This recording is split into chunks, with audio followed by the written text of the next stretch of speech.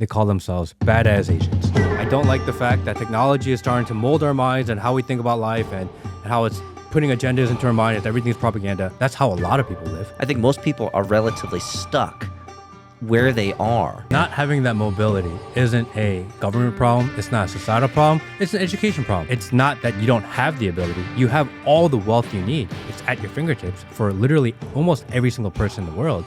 The education thing is so tightly coupled to intrinsic internal motivation. We live in a world where personal responsibility and laziness is an outgrowth of accessibility and ease, right? We've given up so much of our freedoms. Not everyone wants to be a political warrior. Not everyone wants to be a religious warrior. Fair enough. They just want to live in compliance because through compliance is order. I think you're making a pretty significant case for non-interventionism. People are like, oh, Matt's lost his shit. They're cesspools of degeneracy for sure.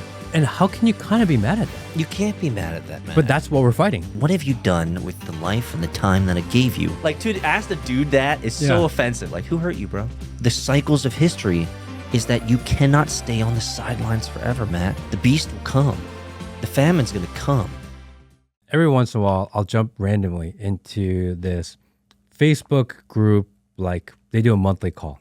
They call themselves badass Asians. Badass Asians. We're giving them a shout out, guys. Yeah. Badass Asians. I'm giving the badass Asians a shout out. And they're like these Asian guys that get together, I think once a month. And they just kind of talk, and they're from all over the world.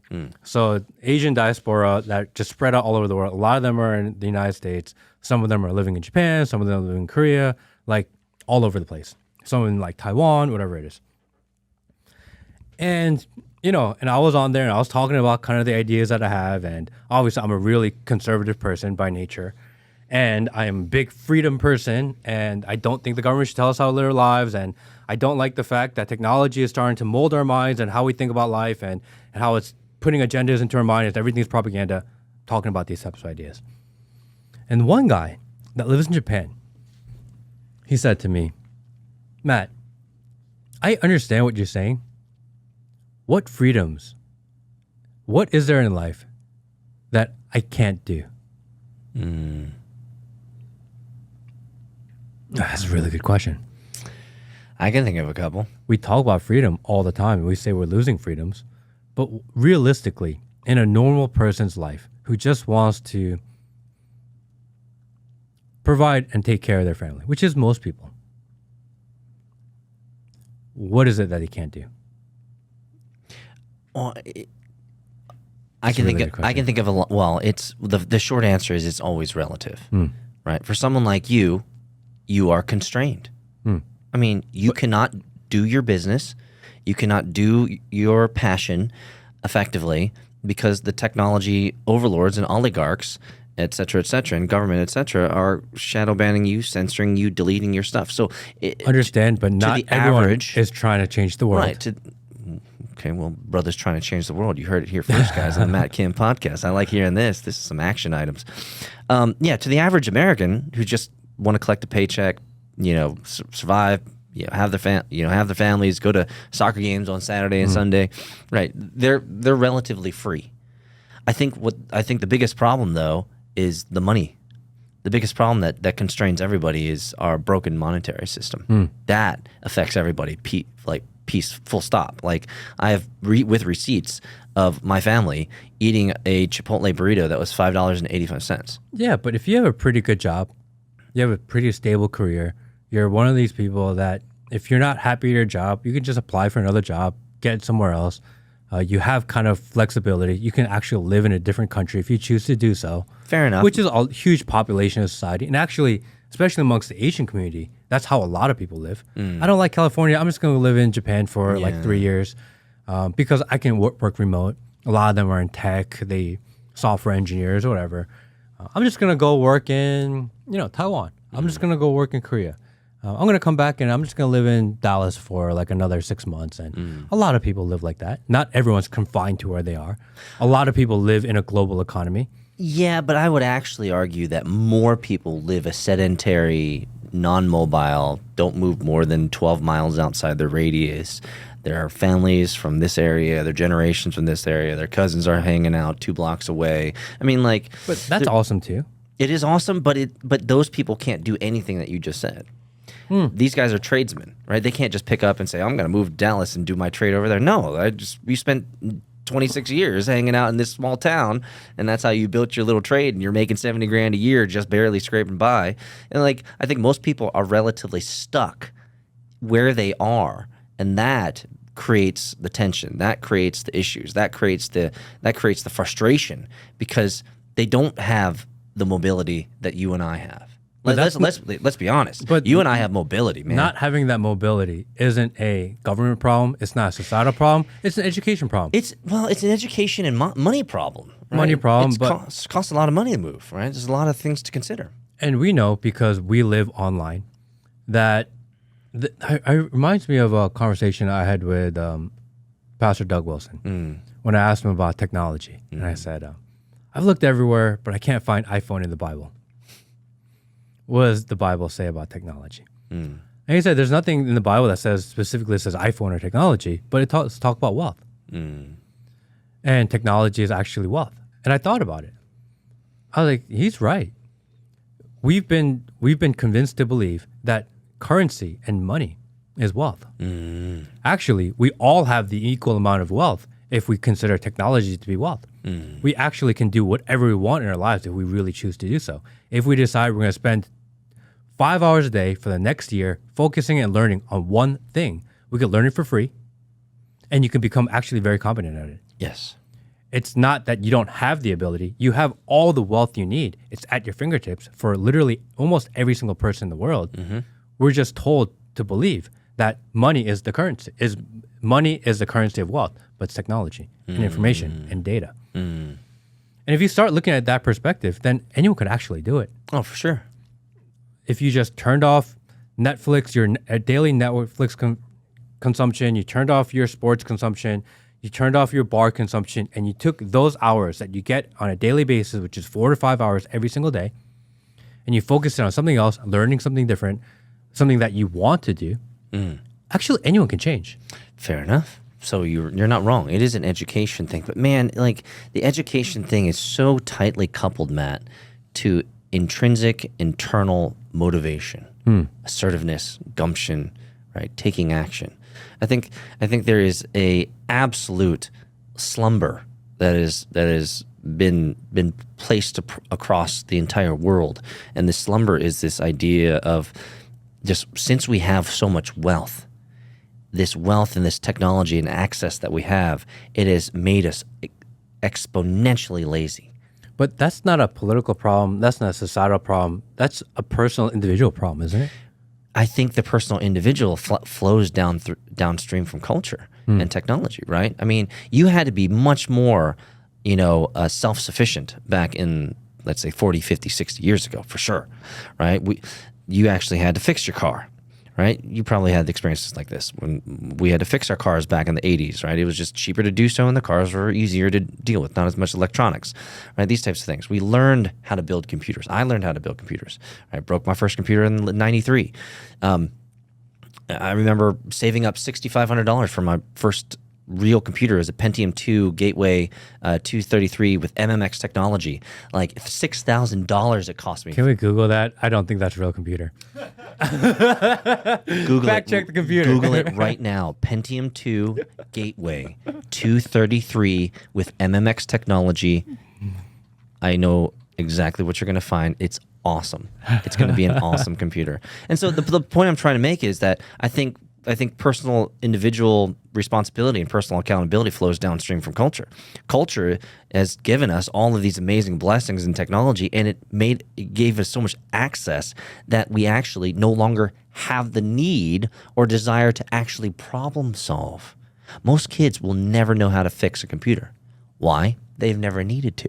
They're not going to need to change the oils. Why? Because there's too many services to do that. They're never there's so many facets of what you and I grew up on that was so analog that the only thing we could do was figure it out. And so I think that Pentium 2 233 with MMX technologies right there. That's a real computer. Real computer, guys. Damn, fact checked him twice today. You can't defeat You're at me. 100% just for today. You can't. We're gonna get you once. You can't defeat me when it comes to technology, guys. I know too much about this shit. So yeah, I think we live in a world where personal responsibility and laziness is an outgrowth of accessibility and ease. Right? We've given up so much of our freedoms. Let me give you something that people don't often calculate. But again, you said we've given up freedoms, and I'm trying to figure out what freedom we've given up. I mean, I get it because I deal in this space. Yeah. But most people, I'm talking about majority of people, not even just Americans, global citizens. Like I said, the biggest thing that hits everybody is the purse. The money, our money system is so broken that until the money system gets fixed, then everything else, frankly, falls secondary to everything else that we're doing. But if you're your standard city liberal, which is like most cities in the country at this point, actually most cities in the world are skewed very liberal. Yeah, they're cesspools of degeneracy for sure. And they're like, dude, what do I care if someone wants to chop off his dick? Don't bother me. It doesn't, but... What do I care if we want to give homeless people more money? Like, maybe it's not going to them. I don't care. I see them all the time. Like, at least we're trying. So you're making a case for...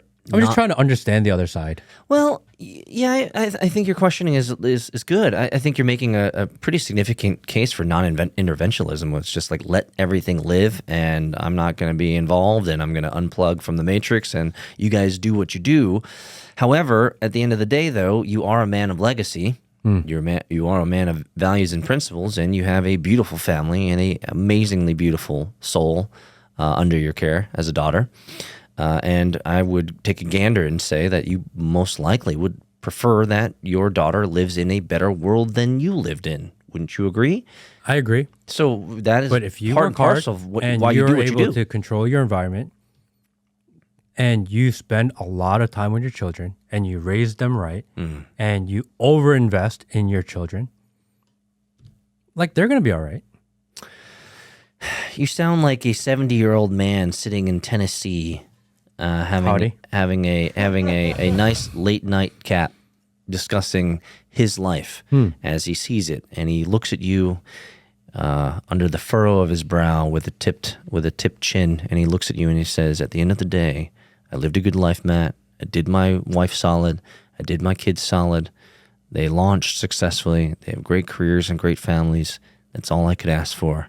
Is that the end of the story? I mean, isn't that the dream for most people? I think it is. And in none of that do we talk about politics or trans or people cutting off penises.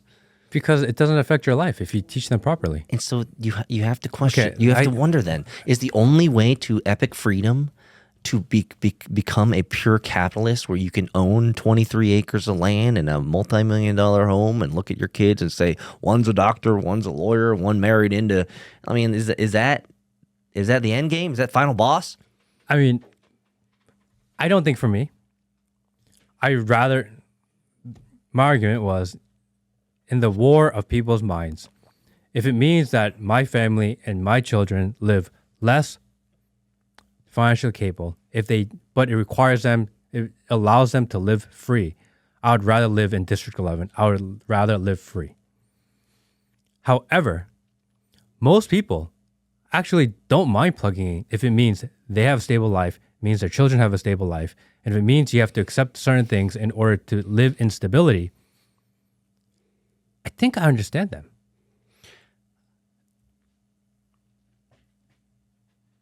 Like, not everyone wants to be a social warrior.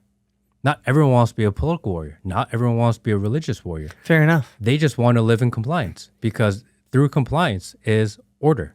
Well, number one, maybe they're not. I'm just strawmanning the other side for people like, oh, Matt's lost his shit. No, like, I'm just trying to think it through. I like this conversation because that's what the guy said. He's like, dude, I just wanted my paycheck. I just want to go to dinner once or twice a week. I want to eventually have kids, and I want them to have an opportunity, and I want them to do well in school so that they can get a good job. And if they just stay away from all this political stuff, actually, it's a lot easier for them. And they can stay relatively unscathed. So, and how can you kind of be mad at that? You can't be mad at that, man. But that's what we're fighting. And so that's that's where I'm at. Well, that's where I was going with is number one, maybe, and there's two sides to this token, two sides of this coin, but I think maybe number one, they might not be your audience, but number two, they might be exactly your audience. I think a lot of people are on that boat. I think they're, and I'll tell you where I fall. I think they are exactly your audience.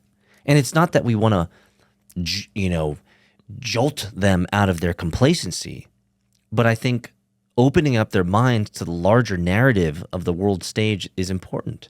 I think it's absolutely important. I find it hard. I find it hard to connect with, and this is just me, Matt, but I find it hard to connect with people who are like that. And I think there's a multiplicity of reasons why we don't connect, because I'm driven, right? I'm money oriented, family oriented. I'm globally minded, well traveled. Like a list could go on. And so number one, there's not a whole lot for us to connect on, because our life experiences, number one, have been so disparately different. But number two, I feel like a closed-minded worldview of like, this is my world, this is, everything's good, I'm going to do my thing, I got a job for 45 years, and then I'm going to retire, and we're going to have a little ranch, 12 acres, we'll raise a cow, like this type of stuff. Like, it's respectful, but at the same time, the world is not going to be the same that you entered in. It's changing. And, if I may say, I don't see the world changing in mass to the better. I see it getting worse. But again, if you look at life through a global worldview, if all you care about is yourself and your family, so what? Nothing wrong with that. But at the end of the day, someone is going to. The cycles of history is that you cannot stay on the sidelines forever, Matt. The beast will come. The famine's going to come, and it always comes. And the cowards, or the ones that stay compliant throughout history, throughout every single engagement, actually are the ones that survive. It's the ones that are activists. It's the ones that are the fighters, the warriors. The people that fight in war are the ones most likely to die. Yeah. The ones that run to the back of the line and actually are cowards and don't actually shoot anybody, they're actually the ones that survive. Yes, and what narrative and what story will they tell the Lord of Hosts? And on the day that they die and they meet the great Lord of Hosts, and he looks at them and he says, "What have you done with the life and the time that I gave you?" And they're going to look at him or her or whatever it is, and they're going to say, "Well, I got 12 acres of ranch. My daughter's a lawyer, and my son's a healthy business management consultant." I did a good life. And like, fuck that shit, man. That's not a life worth living, man. Like I don't think there's anyone, and of course I have not been there yet, but I don't think there's anyone on their deathbed that dies on their deathbed and said, "Man, taking the easy road and being a coward when it mattered really was those the hallmarks of my life. Those were the moments in which it counted the most." No, you want to be the man in the arena. You've heard of that. You want to be the man in the arena. You want to be the man who took the slices, took the cuts, took the punches, took the shots. You want to be the man that stands up, bloody and battered, looking at the crowd who's jeering and leering and yelling at you, whether they're positive or negative. It doesn't matter. It's all part of the noise. Because at the end of the day, like the man in the arena says, the man in the arena is the one who made the decision. The man in the arena is the one who took a stand. The man in the arena actually knows what he's made of. The man in the arena actually knows what suffering and what victory actually tastes like. And so I would rather have the extremes of life, which I think I've done exceptionally well. I've had a lot of suffering. I've had a lot of great wins. But I prefer those high highs and low lows as opposed to a mediocre life of stasis, man. But in that analogy, there is 1 or 2 or 3 or 5 or 10 men in the arena fighting for their lives. 100,000 people watching, cheering, just being a part of it. Majority of people are in the seats, not in the fight. And you, my friend, you have chosen to be in the arena. I love it in the arena. I will go down with the ship fighting. I don't care. I'm just trying to think and consider the situation and the position of maybe other people or the other side or the people that maybe we're actively fighting against. Like, don't you have to understand your enemy? How come no one ever tries to figure out what the other side is thinking? It's always like, our side is right and this is why, and you guys are wrong. It's like, wait a second. Did you ever pause to think like why they think the way they do? No one ever takes that position. No one wants to do that exercise. That's why I love the Matt Kim podcast, because we're the only ones willing to go to the other side and say, let me try to understand their mental models, their worldview, their philosophy of life. And if we move to a solutioning conversation, the solutioning conversation would sound like, now that we kind of understand these people, which we do, right? They just want to live lives. What's the best way of engaging them? Well, look, again, so another guy said, well, I live in Korea, and I was like, what can I not do? I said, you have surveillance everywhere. Everywhere you go, there's dystopian ring, ding dong dang, welcome resident. We're going to be doing a sweep on building 4, 5, and 6. Have a great day. Yep. You have cameras in your lobby. You have cameras in the street. Every single car has a camera. Everywhere you go, it's surveillance 24/7. Yep. And he said, so what? What am I doing wrong? Why do I care? Why is that a big deal? Why is that such a big deal to you? What are you doing that you care that you're being surveilled? I was like, I don't like it. You know what I mean? I don't like the feeling, but that's just a feeling, just like their feeling of actually, we don't mind it. Yeah, but I'm not doing anything wrong anyway. What do I care? And I was like, damn, dude. That's a good point. It's such an obvious point. How can we never consider that? It is a very tactical and short-term thinking view, Matt. And I know, and I'm not at you. I'm just arguing at the argument. But it's a very shallow, short-term, tactical view of the world. It's like, it ain't bothering me, so I ain't going to worry about it. But look, the thing is that encroachment happens all the time.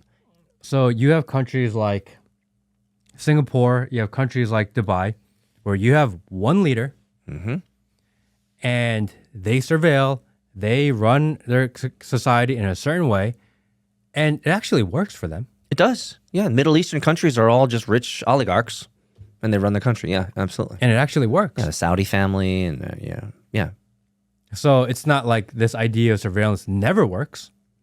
It's proven to work in certain areas. It's maybe it doesn't work here in the United States because we're too big of a country and our government is too damn corrupt. Maybe that's the problem. Well, when you say it works, let me if I were to translate that, you mean that it allows those in power, the oligarchs, to maintain power. That's what you mean. But they also live in safe societies. There's no crime. They have a higher standard. Their lowest level of living is higher than the lowest level of living in this country. For the citizens, not the migrant workers who are often building the cities. In a country, like, you're responsible for your citizens, not everybody. So, like, it is what it is. Fair enough. But if you're a citizen of that country, and you live in Dubai, like, you have a certain standard of living that you enjoy. And there's one guy that makes all the rules. It's actually kind of authoritarian, but he's like a pretty good guy. Yeah. And everyone's okay with it. Well, he's a benevolent dictator, right? And that's what you kind of want. Now, so here's my argument against that, which is why I go back to the worldview argument, where I think it's important that people actually have a global worldview. Because history doesn't repeat, but it certainly rhymes, right? It doesn't repeat, but it certainly rhymes. And the rhyme goes like this. Power corrupts completely over time. And that's just the nature of the beast, is that every single power struggle in history has always ended up very, very, very poor for the citizenry. And so the question really is, are we in the fourth turning, which I'm sure you've seen and heard about, or are we in the third part or the second part, which I don't believe, which is like the second is growth, and awakening. The third part is, massive capitalization, people expanding and growing, and then there begins to be kind of the noticing that happens in the third phase, and then the fourth phase, the turning, is when revolution happens. People are upset, and the system is no longer working for us. So the question I have to ask is, what stage are we in history? And if we are in the fourth stage, where the system is no longer working for people, then your complacency on your 12 acres of land is going to be invaded. And you're going to wonder why you didn't say no earlier, when they are corralling you into boxcars to sites and detention centers 200 miles away. I mean, let's be honest. If Hitler and the story that goes in Germany, putting people together in boxcars, if that moment happened during 2021, 2022, 2021 in America, we would lose hundreds of millions of Americans who literally would walk into those boxcars in 2021 with the mask on and saying, "Yes, Amasa, I believe you're taking me to the right place." Like, it didn't happen, but it's going to happen. It happens in every country over history when the power gets to a point of corruption. It always happens. Matt, am I wrong? You want to fact check me on this one too? I agree with you. I mean, obviously, that's why we do what we do. And so that's my argument, is that you can be complacent to the point where it's too late. And I don't think that's a good position to be in. I think if you're coming, let's just say from a faith model. A faith model says, and you quoted this, always be prepared for the answer of why you have the hope in what you do, right? And Christians specifically are supposed to be prepared, right? If we go back to the Acts and we go back to the time of Paul, he was talking to the Bereans, and the Bereans were like, "Hey, bro, I don't trust you. I'm going to verify," right? So you want to be like a Berean. You want to be assertive. You want to understand the facts. You want to understand what's going on. You don't want to be ignorant. You don't want to be ignorant of what's going on. And so I think Christians of any type of part of the population should be the most progressive, the most up to date, understanding how the world is changing so that they can guard themselves against the evils of the day, which is another Bible quote, right? And you know all this. And so I think if you're taking a Christian model, a Christian worldview, you are actually supposed to be one of the sentinels, right? The guards of the faith and the guards of goodness, and not let evil overrun, right? But to be one of those sentinels, it is a lonely island. Oh, brother. There's actually not a lot out there. It's lonely as hell. Again, not everyone wants to be in the middle of the arena. I just feel like there's a greater calling of man. I mean, you feel it, I feel it. Just trying to understand the people that just don't want to go to war. Sometimes when I'm feeling really snarky, Matt, like really snarky, almost to the point of being offensive. Karen. Yeah, sometimes, and it's It's only effective. See, it's only. It's true. Like when I want to be a Karen with other dudes, mostly it's at the track because we're all frustrated, we're all upset, nothing's going right. We're all spending exorbitant amounts of money and shit's not happening. When I want to be a real Karen, sometimes I'll look at guys when they're super frustrated, they're all fucked up, and I'll just look at them and I'll say like, what does it matter? What does it matter? And that fucks them up because they're just like, bro, come on, you're not gonna come at me like this right now. It's like, bro, like, what does it matter? Like, you gonna take this anchor home with you? You gonna take all this frustration home with you? You're gonna ruin the car ride home with your boy because things didn't go right? Are you making things worse for yourself? Right? And so I wonder sometimes, in these kind of moments, like, is this a way of waking people up from their stupor of their minuscule lives, of focusing on things that don't matter, and the larger picture? For me, it's always like, you're here with your son. Make it a good time. Make it a core memory. Right? I love using that. Make it a core memory. Make it something that when they look back, they're not thinking about their dad cussing and dropping F-bombs and just throwing shit, wrenches. I've seen shit. Like, it's just like you're and they're scarring their sons. And sometimes if I'm even more snarky, which I think is apropos to our conversation here, sometimes I'll just look at them and say, "Who hurt you?" It's like, who hurt you? Like that. Like, to ask the dude that is so offensive. Like, who hurt you, bro? Like, who hurt you, man? There's that fuck off, Peter, man. Fuck. It's like, no, but really, that's the question I would want to ask the complacent. What in your life has transpired? What has happened to the point where you no longer give a fuck? And that non-giving a fuck, that complacency, that non-assertiveness, that non-situational awareness. Like, you talk with Sean Ryan, he would be against everything that you just said. He'd be like, brother, be situationally aware. Know your enemy, right? Like, Sean Ryan, he's just like, he's strapped. He's ready to go, right? I think that needs to be a kind of a wake-up call. I'm certainly not the messenger for this. And clearly, Matt, you're far better at communicating these types of ideas. But I think that's part of the wake-up call. It's like, stop being complacent. there's going to be a day when the boxcar is going to come. It might not come for you, but Okay. it'll come for your kids.